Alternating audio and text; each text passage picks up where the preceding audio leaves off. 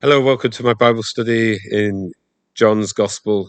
We're on the second part of John chapter 1. Sorry if my voice is a little bit croaky this morning. I'm just on the after end or the back end of a bit of a runny nose. Thankfully, not COVID. Um, yeah, lots happened since we did the last one of these with the Queen passing away, and now in the middle of that um, period of mourning. And yeah, I look, and one of the things that marked out her life, she was someone that spoke relatively few public words, but if you look Christmas by Christmas, she just declared her faith and pointed to Jesus, and that's the model that we should be following as well in our lives, isn't it? That we're faithful to what God's given us to do, and faithful in every way, and that in our lives and the way we live our lives, that we point to Jesus and open up the possibility for other people to get to know him as well. So anyway, here today we're in John's Gospel, and I want to pick up at the end, and this interesting little bit where Jesus starts to um, gather the first of his disciples. As I was thinking about this, so I started to think, everything in John's Gospel is so deliberate in its purpose and why it's there. So even the disciples that get mentioned at this stage, I think it's important to understand that John will have a reason for mentioning them as he does, and let's just see if we can draw out one or two of the key points for there as well. The other thing I think is important to pull out as well, like we can get a little bit transactional sometimes about the Bible and or functional, and yeah, here's Jesus with his 12 disciples, and I think we need to grasp, there was this revelation that was coming to the disciples about who Jesus was and all those things, but they basically lived together and experienced together, all the ups and downs of life and human relationships, with the highs, the lows, the disappointments, and all sorts of other things going on. So I don't see that their relationship was a transactional one. It was a relational one, which is the essence of our relationship with Jesus as well. It's a intimate relationship, not a functional, he's the boss type relationship. Yeah, he is Lord, and we can't lose any of those aspects of regarding him as God. But he loves us. We're told that we're sons of God. We're co-heirs with Christ. That as such, in that he's our elder brother. So let's have a look at what's going on here. So to start with, it's Andrew. Andrew has heard that in basically John the Baptist has pointed out Jesus, and he was one of two disciples with Jesus, and John the Baptist has said, look, here's the Lamb of God. And says the two disciples, when they heard that, they followed Jesus. And remember last time we covered that interaction, and what's it say?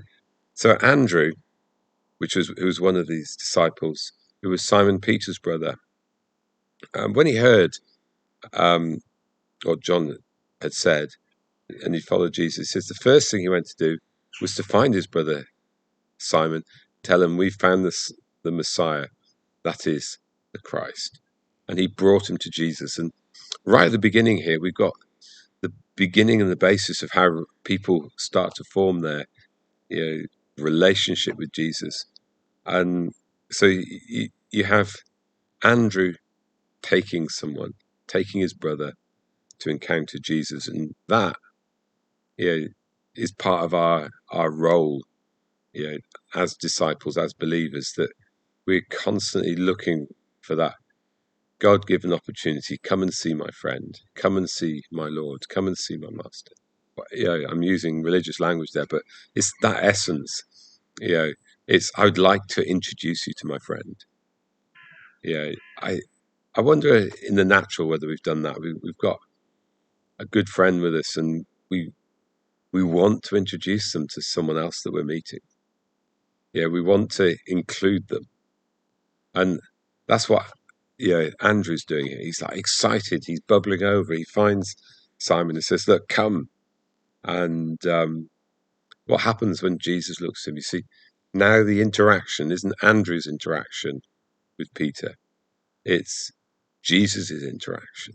And that's the heart of the gospel. We're bringing people to so they can have their interaction with Jesus. Sometimes I think we get, and I definitely used to be one of these, get tied up. It's like, I've got to say the right thing in the right way, otherwise they might miss their opportunity. No, my job is to introduce someone to Jesus, that they can personally respond to him and get to know him.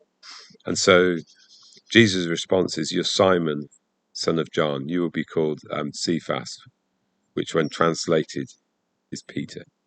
And so here, really, Simon's positioning, he's been told, you're Peter, you're the rock. And later on, we know that, Jesus, basically says, talking to Peter, he says, literally the translation is, you're the pebble, and on this rock I build the church. It's like he's one of the living stones. And you elsewhere, I can't remember where it is. I'm getting my book wet here, but in one of the letters, I'll have to leave it like that because I can't remember. But it talks about the living stones, and that we're a temple built with a living stone, and it's like Peter has a key role in that early building of the church. So I think here it's like Jesus is almost introducing the first of the living stones, and we're one of those living stones in the church that makes up the church. And then what goes on after that? The next thing is, it says as they were leaving Galilee, finding Philip, what's Jesus say? Follow me. And again, I think this highlights a way that our interaction, with Jesus can happen. There's those times where we introduce, and this time Jesus is demonstrating he goes after people. It talks about the shepherd, doesn't it? One of the parables where the shepherd leaves the 99 and goes after the one. The heart of God is towards us. The heart of God is towards you, and it's this relationship that's contains all these elements. And so here Jesus goes and finds Philip, and it says he was from Bethsaida, so possibly Andrew, Peter and Philip, they all knew each other. And it says Philip found Nathanael and told him. So again, you got this dynamic of Philip going out and finding someone. And I think it just embraces the fullness of what the gospel's like. And I think in our own even ongoing walk with God, sometimes it's us approaching the Father. Sometimes unexpectedly, the Father and Jesus will visit us. And at other times, we need people who will stand with us and take us to the Father, pray with us, support us. It's all mixed in. It's not one or the other. And so what happens when Philip finds Nathanael? He's told that, we found the one who's called Jesus of Nazareth. And he's like, what? Can any good come from there? And there's a challenge to Nathanael's heart. And I think it's a challenge that can hit our hearts as well, where we're like, we eliminate things because it doesn't quite fit. We're not sure if something's God because, well, it didn't happen in our church. It happened elsewhere. And we just have to be careful with our own hearts that what we don't understand, we don't lock down.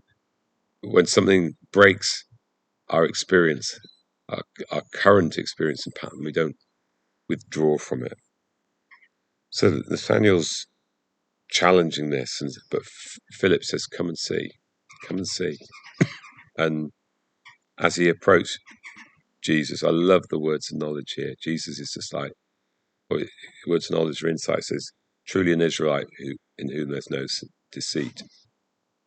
And Nathaniel recognizes that. He knows his character. He's not someone with deceit. He knows his origin.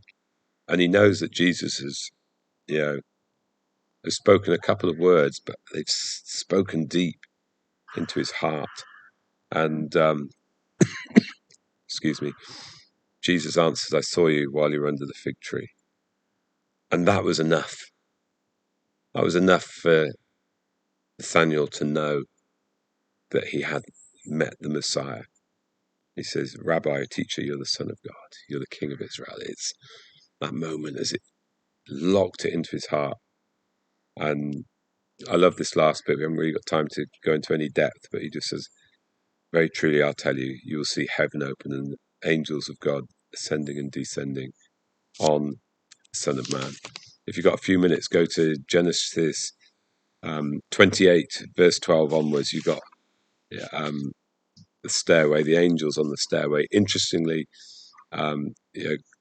sometimes called Jacob's ladder. Interestingly, the Son of Man's at the top, and this one it says, descending on the Son of Man. The sense that Jesus on earth, there's this connection, heaven to earth going on, and Jacob actually said, in Genesis says, "This is the gateway of heaven," and I think Nathaniel's been told you'll see the gateway of heaven. Well, my voice is giving out a bit. I'm going to start coughing a little bit, having used my voice. But bless you. Have a great day, and look forward to being with you later in the week. Bye for now.